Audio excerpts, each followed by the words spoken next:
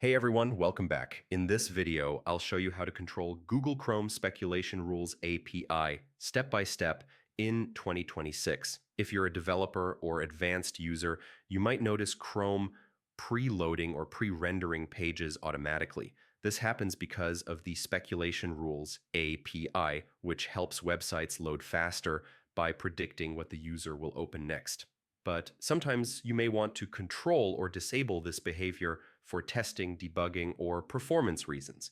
Let's get started. First, understand what speculation rules do. They allow a website to tell Chrome which pages to prefetch or pre-render in the background. Prefetch downloads resources, while pre-render loads a full hidden page. To check if a site is using this, open Chrome and press F12 to open Developer Tools. Go to the Application tab, then look for Speculation Rules in the left panel. If rules are active, you'll see the JSON configuration there.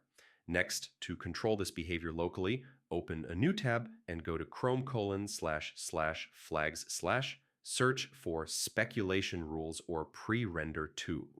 Here you can enable, disable, or set the feature to default.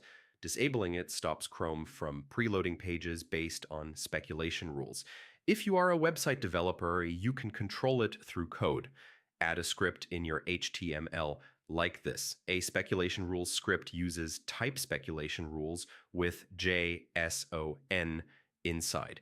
You can define prefetch or pre-render targets and also restrict them using conditions like user behavior or URLs.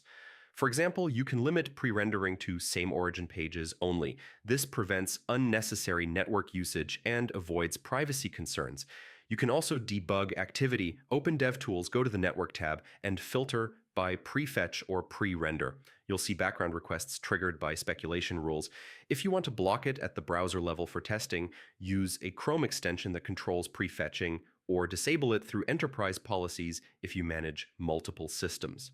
Finally, always test performance impact. Sometimes speculation rules improve speed, but on slow networks, they may increase bandwidth usage.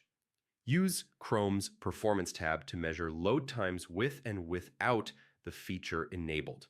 And that's how you control Google Chrome Speculation Rules API step by step in 2026.